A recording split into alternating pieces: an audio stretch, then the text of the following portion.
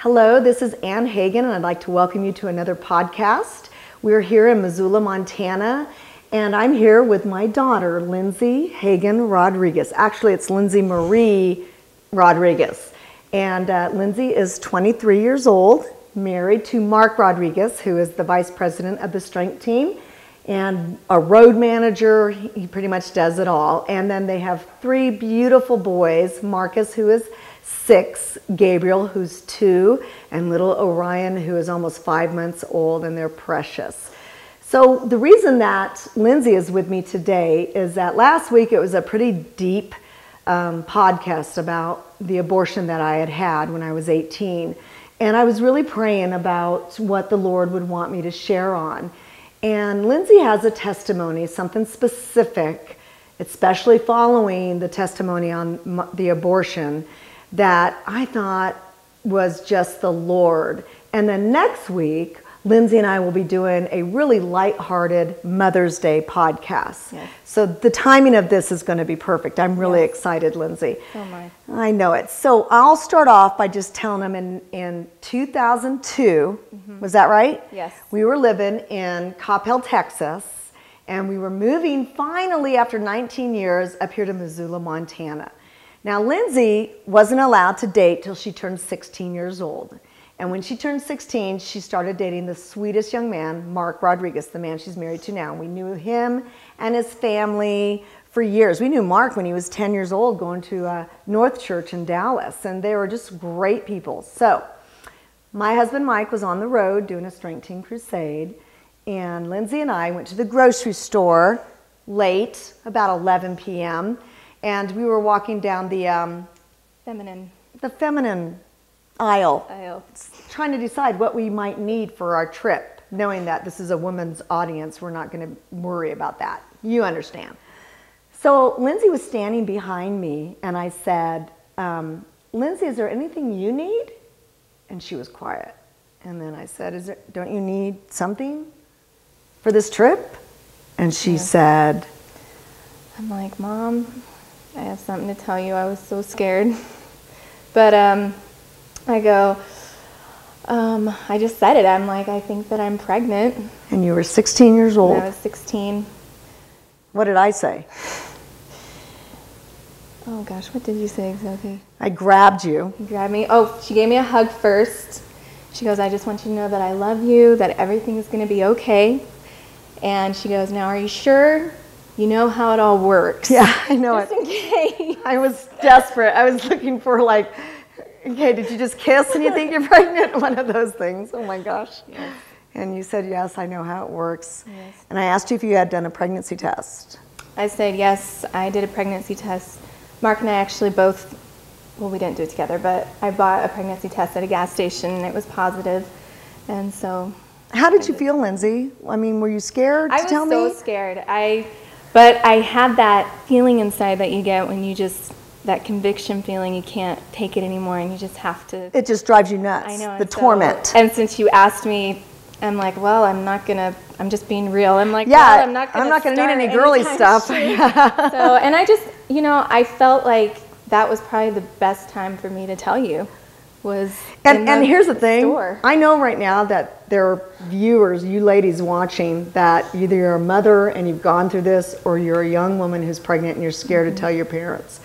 There is never any perfect time. There's not. And the thing that I try to tell women is that you only have one chance to respond, to react to something that, the baby's never devastating, but the news, you're just, especially with my 16-year-old only daughter, I was all fired up about prom, and then all of a sudden it's like, wait a minute, bassinets and diapers? So, but there's never a right time, but you only have one chance. There's only one opportunity for your reaction. And I reacted. How did I react? Well, how did you feel about it? I was actually surprised. Elaborate on that. Why? Well, I didn't know really how you were going to react. I was kind of scared because... Just kind of? Actually, I was really scared. But I've never been in a situation like this before. Right. And, for a parent, I didn't know how it was going to affect you because something you totally weren't expecting. Right. And all of a sudden, I come to you and tell you that I think that I'm pregnant. Yeah. And, you know, I didn't know how you were going to react, and I was very relieved when she gave me a hug and told me that everything was going to be okay and that she loved me. And then she bought 4 pregnancy tests just to make sure. So, but just the feeling of that first reaction that you did made it very... you knew life wasn't going to be over. I knew that. Somehow we'd get through it. A little positive in there in the very beginning. And it's hard because last week I was sharing about, you know, and you were a Christian. And, you know, the thing is the flesh is the flesh. And one thing that all of you mothers, we all think that we're totally in control and I know where my daughter is. And no, I don't have to worry. But the thing that I realized is the flesh is the flesh. And if they want to be together, they're going to find a way to be together and tell you whatever story they can think of. Now, I know that the only person you've ever been with sexually is Mark. And you could just see when Lindsay and Mark were together that they had this amazing love for one another. And, you know, it blessed your heart to watch it. And of course, as a parent, you wanted it done right, you know, him to propose to you and have a beautiful wedding and everything to be wonderful. But you were still so very young. You're 16. Yeah, and I think, you know, a lot of it led up to stuff that I went through in school. And, you know, Dad, this was when we were in Coppell, where Dad traveled a lot. Okay, so you're talking about you're talking about what one of your motivations was and having an intimate relationship with this young man that you loved. What was that? Loneliness or? I just felt contentment in Mark when we were together. It was like, and what I should have been doing is that should have been directed towards the Lord. And so you were looking for a Mark to fill a void. Yeah, and all through my life in school and high school, it was always about acceptance. Right. And you know, and I just really felt that with Mark. I mean, I loved Mark. I knew that I was going to marry him. Mark and I have been through so much together. When I was in high school, he was there for me through an incident that happened, and he was just, it was like he was my Lord, when really, you know, and that is wrong. You shouldn't do that, but that's kind of how our relationship became, was just this. So you had put Mark on the throne. Yes. He was on the throne of your life. Your dad was gone a lot doing ministry. You were in high school, and you were, the incident she's talking about was, here she was a 9th grader, and there were some 12th grade boys that were inappropriate with her. And we actually could have gone to the police for it, but we won't get into that right now because what we really want to focus on is this pregnancy. But it was very traumatizing for Lindsay. And Mark was a friend that really stood by Lindsay during that. He was mainly a friend at that point. He really was. This was before anything physical happened. Before any, this was just mainly a best friend type of relationship that we had. And, you know, eventually and it turned into, you know, love and everything like that. And so that's kind of led up to. So you you ended up having, when you turned 16, this physical relationship with Mark, and you loved Mark. We all could see that they loved each other. But the conviction of the Holy Spirit was what really nailed you. Now, Lindsay, when you found out you were pregnant and after you and Mark told your dad and I and his parents, what did you guys do then? We came, excuse me, I'm sorry. Sorry. We came together and we wanted to make it right. And so we made sure that we went together and we talked to our pastor and we prayed and we asked the Lord to forgive us and we asked for repentance. And thank God that the Lord is so forgiving and that He forgives right away. And we just submitted to our pastor. That's good. And from there on, we just so you knew it was soaked in the Lord. Oh, good. They soaked in the Lord. You knew it was a heart issue, and you knew you needed to get your hearts right with the Lord. Yes. And when you repented, you knew He forgave you. And I love how you said that you guys submitted to your pastor, because that's so important. It's not just about being sorry. God has an order in restoring us and getting us healthy in Him. And that's what her and Mark did. And that's, I think, one reason why the Lord has really blessed you and your families. So that really blesses my heart, and I know that that will encourage our viewers too. Now let me ask you this question. Did you ever think, or did you or Mark ever talk at all about abortion? We did, but abortion wasn't an issue at all. It was, we knew that we wanted to have the baby, and I even told Mark, I have always wanted to have children. I don't want an abortion. I remember being really little, like 10 years old, even younger, and everyone always asking me, you know, what do you want to be when you grow up? What do you want to do? And I never wanted to go to college. I never wanted to do any of that. I always wanted to be a mom and wanted to have children. I even would say sometimes that I want to be a professional singer, but really what I wanted to be was a mom and a wife and have a family. You had a mother's heart. And so heart. that was never an option. When I found out I was pregnant, I was really excited, not knowing, you know, because when you're 16 and you get pregnant, you don't really know the reality of having a baby. That's good. When you are 16 and, you know, the outcome of it. I mean, yeah, it's a precious life and it's a gift from the Lord, but when you're not prepared for such a huge responsibility, right? You know, right. I can remember you crying because you had your girlfriends that were going on to. Well, we found out I was pregnant, and then in a week we were moving to Montana. Yeah. And without Mark. Without Mark. Yeah, and I think I saw Mark a couple times in that period when we were getting ready to move. But anyway, that night I took the pregnancy test and we went to Mark's parents' house. I got to tell Mark's parents. And we got to tell his parents. And that was fun. Then when the sulk started kicking in, then the reality kicked in about this is not a huge joyride. Yeah. But what was the reality? What was it for you at 16 years old?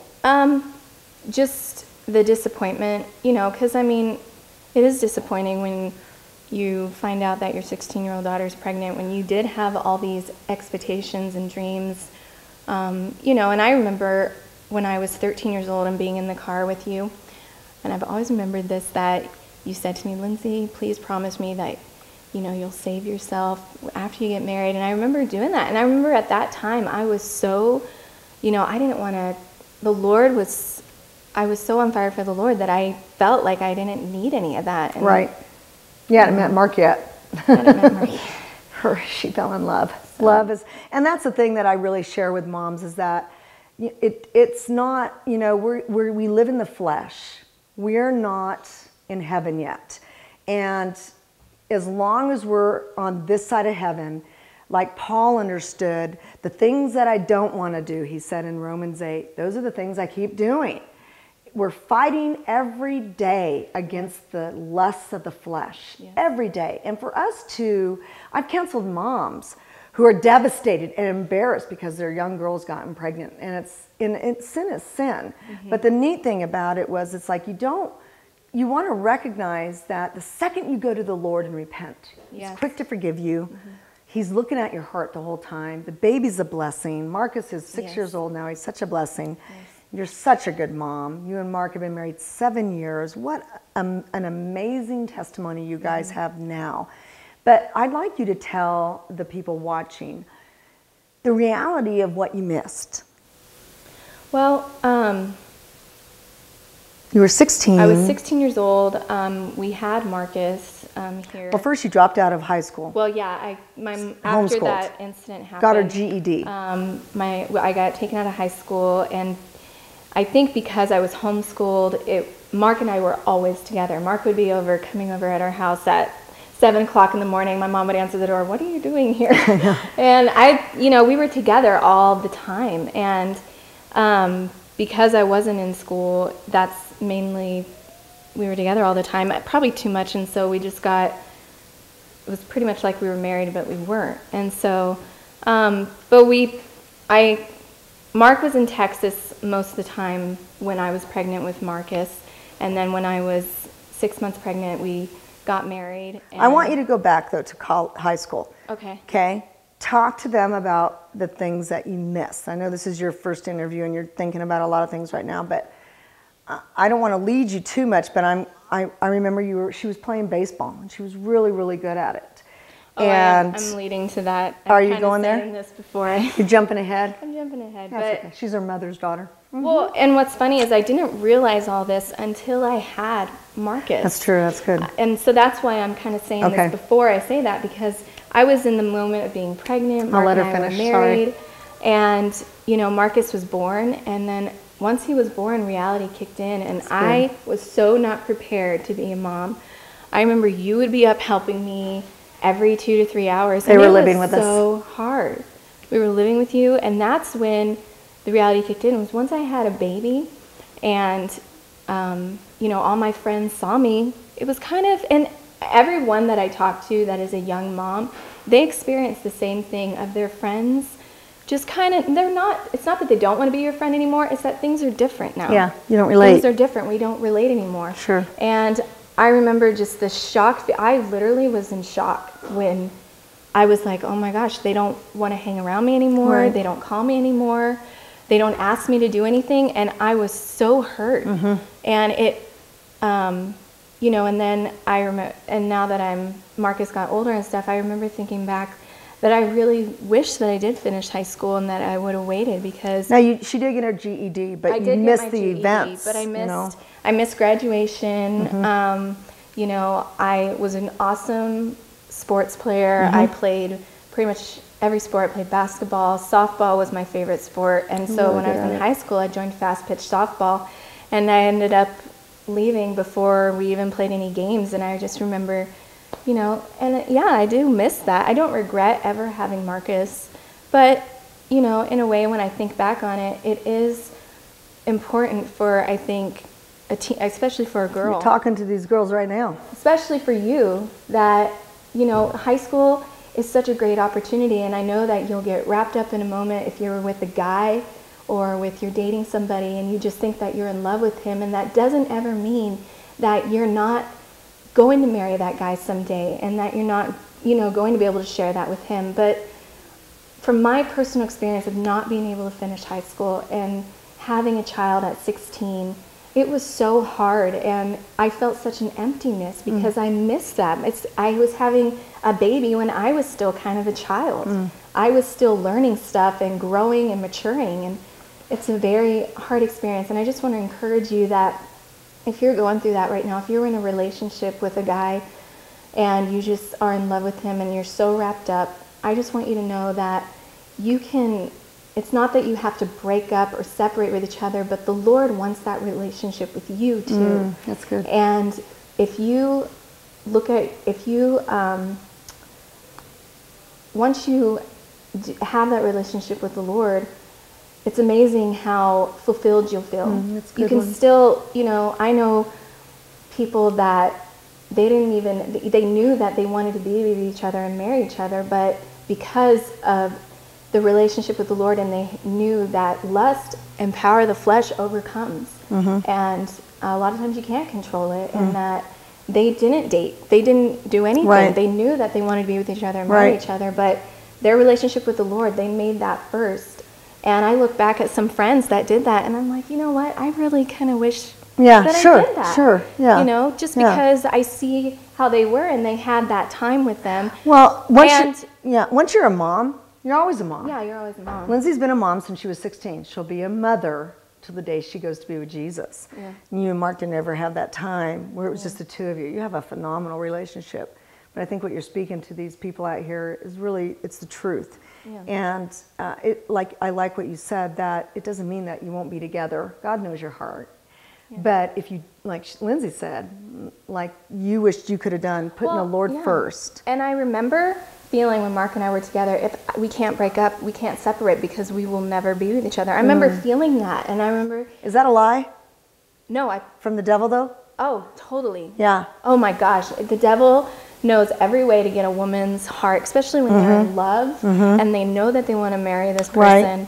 They know how to get to them, that, you know, you'll never see him again, you'll never be together. And even if you have to move, or, you know, I was 16 when we moved here. Mark didn't come with us. Was in college, and he was 18. I wasn't, you know, I was still a minor. So I just remember this feeling of being torn apart when I look back at it now. You know, the Lord knows what you want, and the Lord knows, you know, He has a plan for your life. Yeah, He does. And but He wants your heart. yeah, He wants your He's heart. a jealous more than God. anything. He doesn't want to share it. Yes. And that's a hard thing. And you were fortunate because there's a lot of women out there, young girls watching, they're alone Yeah, they with are. their babies. And I want you to know that I'm incredibly proud of you Yes. for sticking it out and raising your child by yourself. And I know you might have your parents' help or somebody's help. You might not have any help. Yeah. But I want you to know something, that the child that you've had is not a mistake. Yes. It's God has a plan that's bigger than you. And so we just want you to know the best thing you can do if you get into trouble and you get pregnant is have that baby.